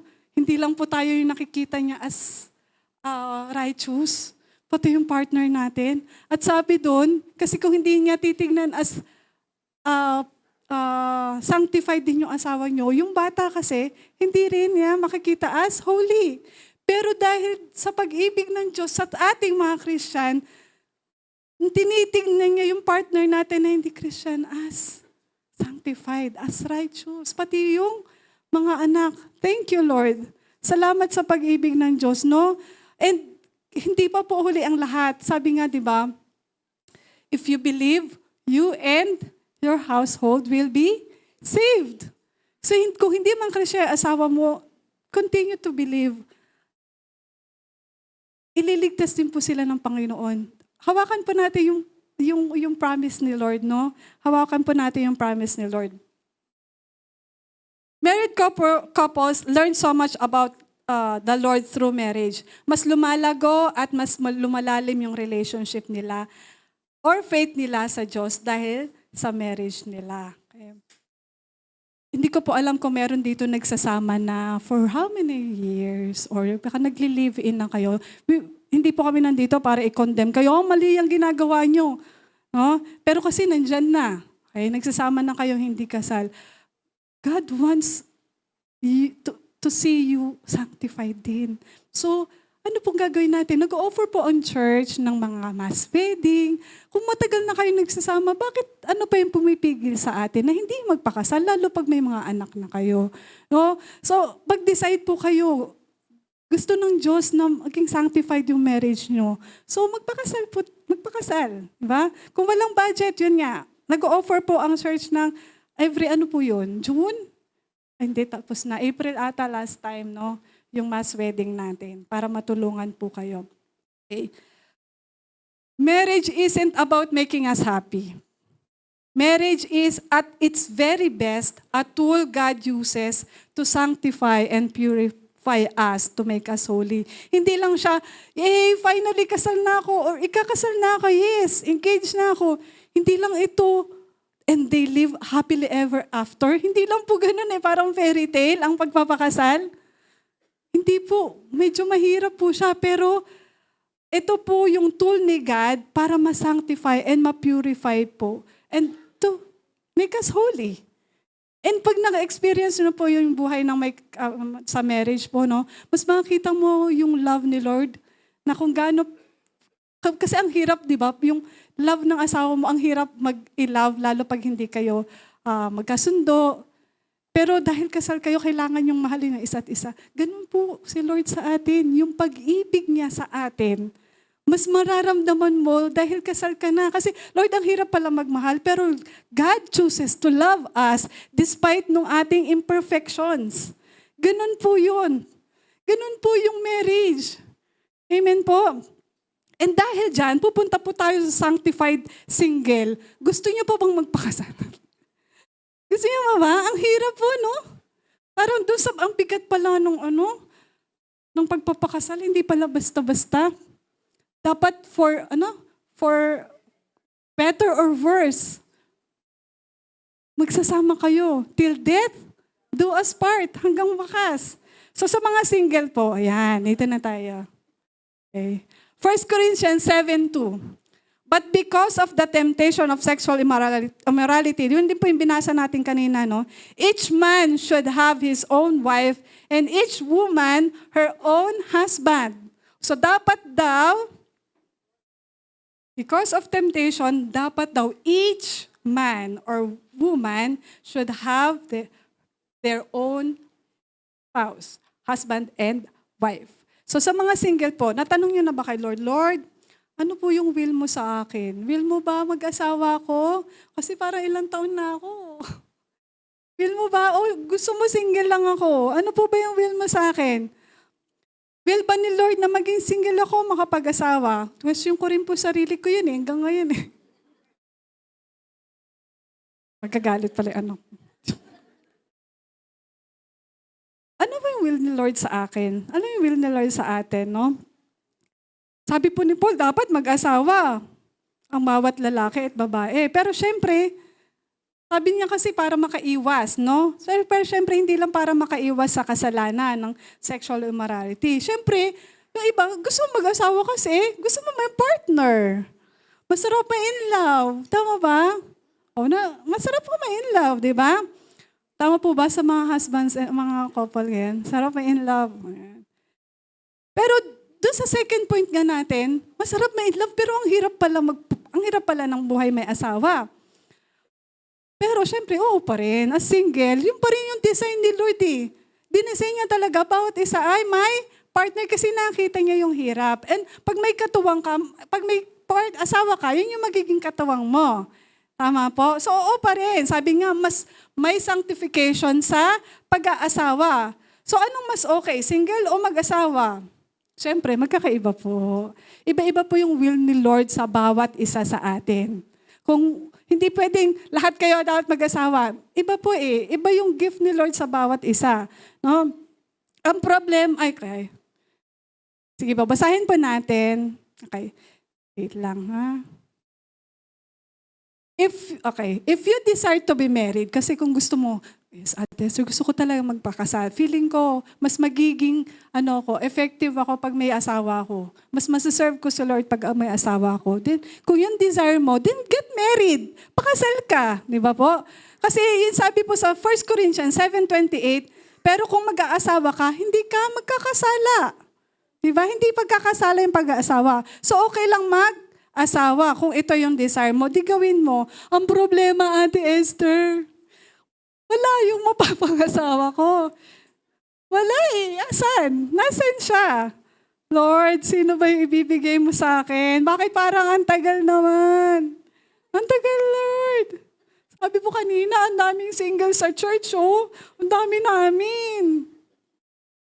Saan na, Lord? Nasa na po sila? Personal testimony po. Meron po akong pinagpe-pray dati na gustong-gusto ko. Naku, malalaman ng anak ko. At sa sobrang gustong-gusto kong taong to, sabi ko, Lord, gumawa ka ng paraan. May asawa po, no? Masama po yun, ha? May asawa po. Lord, gumawa ka ng paraan. Mag-iwalay sila kung talagang Ganun po yung prayer ko dati. Kasi sobrang in love po ako doon sa taong yon, no? Gusto ko po siya. Sabi ko, Lord, lahat ng ministry, anong papagawa mo sa akin, gagawin ko. Basta pagbigyan mo lang yung gusto ko. Kasi gusto ko tong taong to. Pero alam niyo po, pag iniisip ko yung prayer ko na yun, buti na lang hindi nakinig si Lord. Buti na lang talaga hindi. Kasi kung hindi ko alam anong buhay ko. And kung hindi, wala po ako sa harapan niyo ngayon. Wala po ako ngayon dito na yung sobrang feeling sa kabila ng pagkakamali ko, I feel so sanctified. So empowered by the Lord. So thank God kasi nilayo niya po ako dun sa, iba pala yung will ni Lord sa akin, hindi pala yun. And minsan, sa sitwasyon po niyo sa buhay, Lord, bakit kaya nangyari to? Bakit kahit 10 years na kami ni Catherine, naghiwalay pa rin kami? Bakit? Kala namin papunta na kami dun sa sa kasalan Anong nangyari? You know what? Ang Lord po, may purpose po siya sa lahat ng nangyayari sa atin Kung ano man yung status mo ngayon, single ka man, may purpose pa rin si Lord. And hindi mo alam, baka dahil wala pa, kasi alam ni Lord di ba? Sabi nga doon sa message ni Pastor Edith, last time, naging Pastor Edith last time, yung transcendence God, di ba? Hindi natin alam ko ano yung ng Panginoon, pero God wants the best for us. Kung wala man, kung single ka pa rin, perfect ang Panginoon Sabi sa kanta kanina, hindi ko maalala yung kanta, God is never late. Lord, wala na ako sa kalendaryo, hindi pa rin ba late yun? Sabi ni Pastor kanina, may bingo pa. Sabi ko, hanggang ilan ba yung bingo? 75? Teka lang, parang hindi na ako makapaghintay. Pero magaling po ang plano ng Panginoon. Mas okay po yung plano ng Panginoon. At the end of the day, no matter how much you exert effort dun sa things na gusto mo, yung purpose ni Lord pa rin ang magpe-prevail. Yung will niya pa rin ang magpe-prevail. And while waiting for God's plan for us, while waiting for the right person for you, make yourself pure. Make yourself pure. Baka kasi hindi ka pa talaga prepared kaya hindi binibigay ni Lord. I-ready mo na yung sarili mo. Lord, ano pa yung mga kailangan kong improve sa akin? Baka kaya hindi mo pa binibigay kasi hindi mag-work out yung relationship kasi may kailangan ka pang ayusin sa akin. So while waiting, make yourself pure. Gawin mo na, sundin mo na kung ano yung pinapagawa ng Diyos sa iyo. Prepare yourself, no?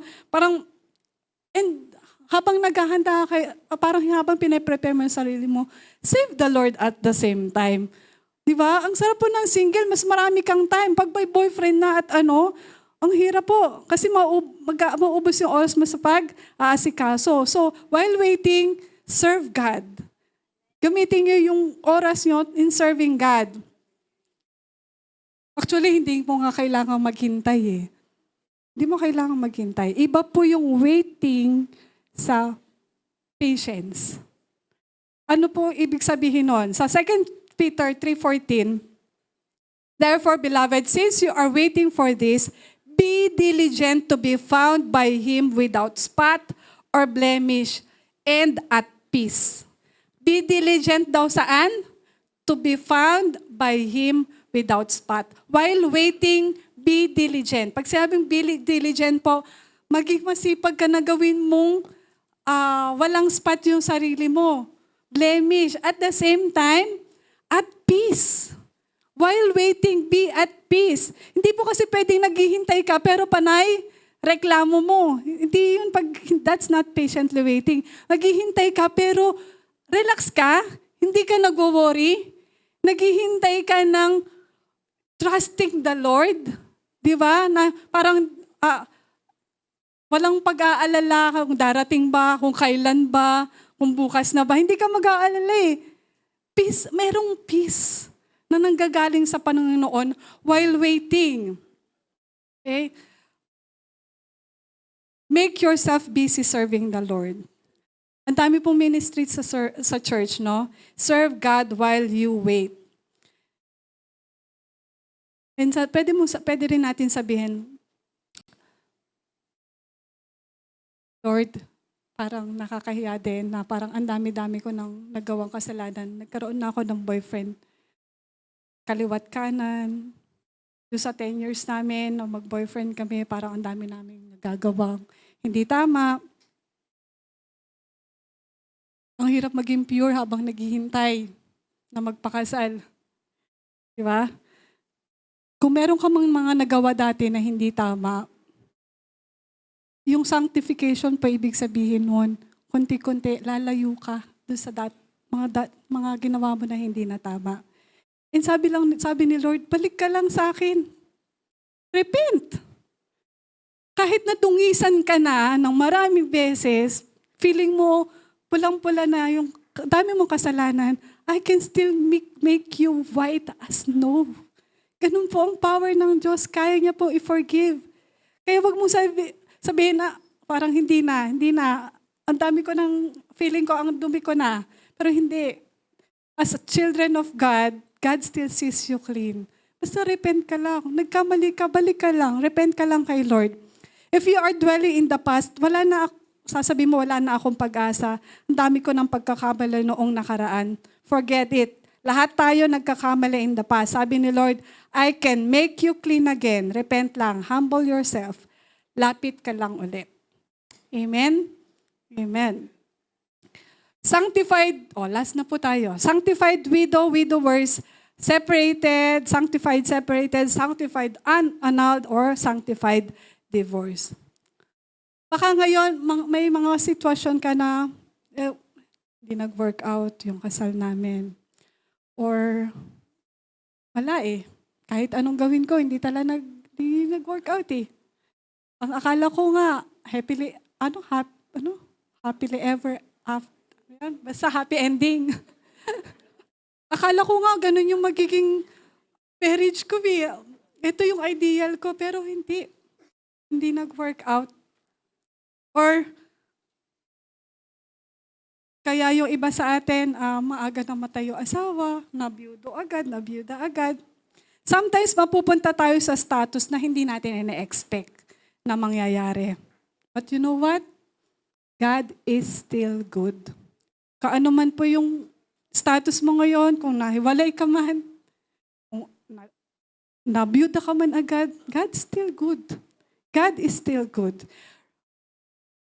Sabi po kanina, yung kanta natin related. Sabi po kanina, di ba? For God works all things together for good. Tama, no? Yun yung kanta kanina. God works all things together for good. Sabi po yun sa Romans 2:28. God has a purpose. Kung ano may nangyari sa iyo ngayon, yung status mo ngayon, may purpose ang Panginoon. May purpose po siya diyan sa sitwasyon mo. Ano may yung purpose? Ito lang po ang sure, no? Isa lang yung sure. Sabi po sa Philippians 1:6, ay hindi ko yata nailagay. For I am sure of this, that He who began a good work in you will bring it to completion at the day of Jesus Christ. Hindi pa tapos si Lord. Hindi pa tapos si Lord sa buhay mo. What's next? Okay, nahiwalay ako. Namatay yung asawa ko. The end na ba? Yun na ba yun? Hindi mo alam. Baka malay mo, may bibigay pa si Lord sa'yo, mag-asawa ka ulit. Diba? Hindi mo alam. Hindi po natin alam, no? Pero God is not done with you yet. Kung akala mo wala nang pag-asa, ito na lang ako, hindi. Hindi pa tapos si Lord sa buhay mo. Ang question lang, mag-aasawa pa ba ulit ako? Lord, gusto mo pa ba? Depende, no? Kung ano yung will ni Lord. Okay. Basahin po natin sa 1 Corinthians 7:8-9, para sa mga walang asawa at sa mga byuda. Mabuting gayahin nyo ako at magstay kayo as single, pero kung hindi nyo mapigilan ang sarili nyo, sige, mag-asawa kayo. Mas mabuti yon kaysa naman hindi nyo makontrol ang sarili nyo dahil sa sobrang pagnanasa. So, si Paul po nagsasabi nito, sabi niya, gayahin nyo ako as single. Bakit kaya niya sinabi na gayahin siya as singles? Ituloy po natin yung verse sa 29 to 35 naman. Ang ibig kong sabihin, mga kapatid, Konti na lang ang time mula ngayon. Mamuhay ang mga may asawa na parang mga single sila. Yung mga nagluluksa na parang hindi sila malungkot. Yung mga nagsasaya na parang hindi sila masaya. Yung mga bumibili parang hindi, para sa kanila yung binili nila. Hindi na mahalaga kung gaano kadami ang nakukuha mo sa mundong ito. Kasi hindi na magtatagal ang mundong ito. Ayaw kung may pinoproblema kayo, busy sa pagsaserve sa Panginoon ang single na lalaki. Kasi gusto niya i-please ang Panginoon. Pero ang lalaking may asawa, busy siya sa mga bagay dito sa mundo. Kasi gusto niya i-please ang misis niya. Kaya hati ang attention niya. Ang single na babae, ang isang dalaga ay busy sa pagsaserve sa Panginoon. Kasi gusto niyang i-dedicate ang buong buo ang sarili niya sa Panginoon. Pero ang isang babaeng maisawa ay busy sa mga bagay sa mundo kasi gusto niyang i-please ang mister niya. Sinasabi ko to para tulungan kayo, hindi para higpitan kayo. Ang gusto ko lang gawin nyo kung ano ang tama at dapat. Ibigay nyo ng buong buo ang mga sarili nyo sa pagsaserve sa Panginoon. So malinaw po dito yung disadvantage pag may asawa ka, medyo busy ka, kasi yung mga asawa mo. Pero ang advantage po ng ang single, marami po magagawang pagsaserve sa Panginoon. Actually po, ayan, testimony ko na naman. I thank God being single. Hindi po biro yun. Sabihin nila, mag-asawa ka, iba pa rin yung may asawa. Pero no, iba po, I feel so fulfilled. Parang complete. Sabihin mo, wala akong partner. Hindi. God completes me. And dahil doon, mas marami ako nagagawa kay Lord. Ang sarap magsilbi kaya kay Lord. Ang sarap. Pag nagsilbi ka kay Lord, ang dami ko na pong ministry din sa totoo lang, no po. Hindi ko na sabihin isa-isa. Pero si Pastora Kay, may sinabi siya ulit, another ministry sa national po. No, parang development, parang building, parang development, national, Foursquare National. Sabihin ko, busy na ako, Pastora Kay, pwede ko bang sabihin yun? Ang dami ko nang ginagawa, pero no. I can still do more for you, Lord. Marami tayong magagawa pag single. Di ba? Marami. Kaya I thank God po sa strength and wisdom niya, patuloy niya binibigay sa akin. Kasi, yun nga, I love serving the Lord. Ito po yung one desire ko Na-experience ko na pong ma-in love, na-experience ko nang magkaroon ng gawin yung mga ginagawa ng magkasama na hindi dapat. Pero nothing compares dun sa happiness and joy in serving the Lord. Iba po, iba. Ay po, sige. So yun po, bilang mga separated, while waiting for God, kung anong gusto ni Lord, serve the Lord. Enjoy nyo lang yung presence ni Lord at iserve nyo siya. What status you have right now? Single ka man, married, separated, divorced, single mom, widow, widower, mag-isa ka sa mundo, may asawa, walang asawa, may anak, walang anak. It doesn't matter. Di na magtatagal ang mundong ito. Ibigay mo yung buong sarili mo sa pagsaserve sa Panginoon. In conclusion po, 1 Corinthians 7:6, hindi ko inuutos, hindi ko to inuutos. Intindihin ko lang ang sitwasyon nyo. Actually, gusto ko sanang kayong lahat ay maging kagaya ko. Si Paul ulit po ito. Pero binigyan ng Diyos ng iba't ibang gifts ang bawat isa sa atin at hindi yun pare-pareho. Ano man ang status ng bawat isa, binigyan tayo ng iba't ibang gifts. Baka mas bagay sa'yo na may asawa. O kaya baka mas bagay sa'yo na single ka lang. Na, hindi po pwedeng gayahin ng iba, yung iba. Mas okay pala may asawa kasi siyang ayos-ayos niya. Hindi po. Baka hindi yan applicable sa'yo. Tama po? Kung ano man status mo ngayon, that is God's will for you. Be sanctified as you should be, kahit anong status pa ang niloob ng Diyos para sa'yo. Sabi po ng mga Sadducees, tinanong po nila si Jesus. Sabi po, tinanong nila, sa heaven ba, meron bang resurrection or may mag-aasawa ba? Kasi parang tinanong nila, namatay yung asawa ng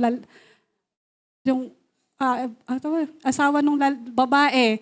Ang susunod yung kapatid. Ganun po kasi yung culture dati. So pagdating sa heaven, sino yung asawa nung babae, sabi ng Sadducees. Ito po yung sagot ni Jesus. Matthew 22:29, Jesus replied, "You are in error because you do not know the scripture or the power of God.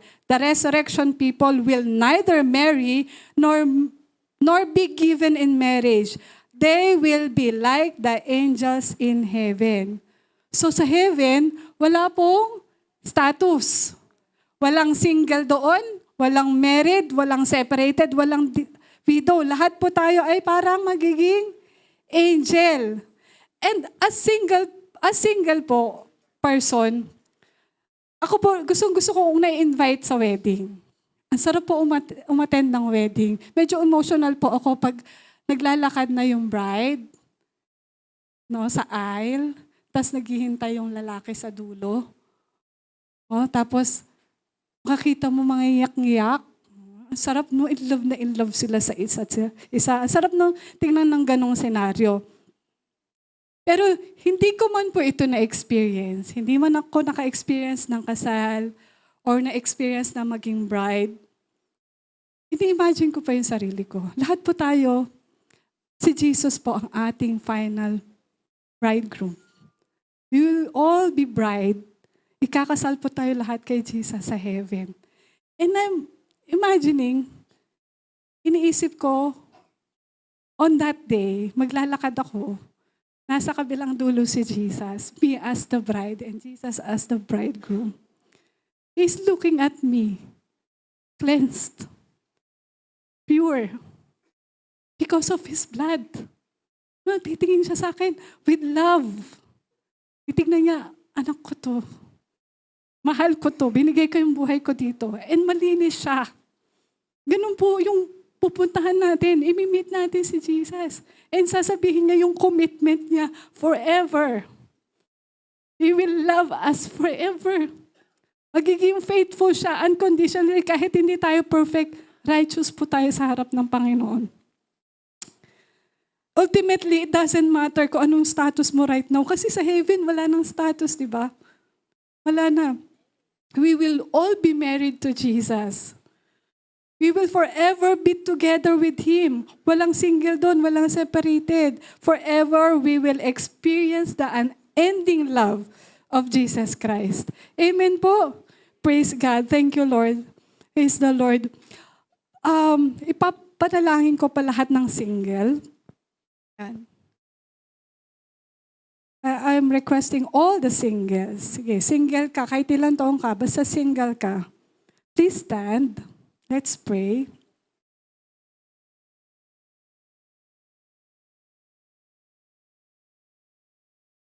Thank you, Lord. Let's pray. Paki-raise po ng hands sa yung mga nakaupo po. Yes, Lord. We lift up to you our youth, all our singles. We know, Lord, that you have set them apart from this world. Help them to have the strength, Lord, to do your will. To stand in purity, God, despite sa mga nakakita nila sa paligid, sa mga influence ng tao, sa social media, sa technology, Lord. Help them na mag-stand po sa purity. And lead their path, O God. Help them to hold on your promises. We pray na deeper sa kanilang faith, mas lalo po silang lumalim sa iyo. And we surrender their future sa iyo, Panginoon. Hawakan mo nga po sila, Lord, and may they continue to be salt and light. And people may see Jesus in them, O God. Alam po namin, Panginoon, na alam niyo po yung heart, yung desire ng puso nila, Panginoon. As single, O Lord God. And right now, ngayon pa lang, ipinapanalangin namin yung magiging partner nila, O God, sa kanilang buhay, O Lord God. Ngayon pa lang, prepare them, Lord, na pag dumating ang panahon na to, Lord, they will be equipped kasi you already sanctified them, O God. Ganon din, pinapapray namin yung magiging partner nila. Kung sino man ito, Lord, alam po namin, yung will mo ang masusunod sa kanilang buhay, O God. And bless them not only with wisdom sa pag-aaral nila o sa trabaho nila, bless them with kindness, patience, Lord. And may your will be done sa kanilang future, O God. Lord, thank you for you see them sanctified and help them, Lord, konting-konti, sanctify them every day, Lord, hanggang masunod po nila yung will mo sa kanilang buhay. Bless these lives of the single people of Chiklam. In Jesus' name, amen and amen. Lahat po ng mga married, yan. Pwede po tumayo. Pagpaprayin po namin kayo. I'm requesting... Sige. Pastor Nole na lang to pray for the married people. Okay po, kung kasama nyo at katabi nyo yung inyong asawa, pwede nyo po bang asawahin? Hawakan ng kanyang kamay. Okay, sige po. Maraming salamat, Panginoon, sa relationships na binibigay mo sa mga mag-asawang ito. Dalangin ko, O Diyos, na Ikaw ang patuloy gumabay sa kanila. Continue to give them yung love na meron sila, Panginoon. Kung meron mang mga tampuhan, hindi pagkakaunawaan, continue to restore their relationship, Panginoon, para maging maayos. Let their relationship, Ikaw ang nasa gitna nito, Panginoon. At sa lahat ng mga planuhin nila, mapag-usapan nila ito, Panginoon, magtulungan sila sa lahat ng mga planuhin ito, idudulog nila sa inyo at makikinig sila sa mga naisin mo, Panginoon, para maisaayos ang kanilang pamilya. Maisaayos, Panginoon, ang relasyon nila. Maraming salamat din, Panginoon, sa mga fathers that they will continue to love their wives, Panginoon, at ganun din sa mga wives, continue to submit sa kanilang mga asawa dahil patuloy, Panginoon, ito ang commandment mo para sa amin bilang mag-aasawa, Panginoon. Thank you. We declare blessings upon blessings sa mga couples na ito. At patuloy, Panginoon, ibabalik nila ang lahat ng kapurihan sa inyo dahil napakabuti mo sa kanila. In Jesus' name, amen and amen. Thank you, Pastor Nolan. Ngayon naman po, lahat ng mga widower, separated, divorced, Pastora Kay, I'm requesting Pastora Kay to pray for them.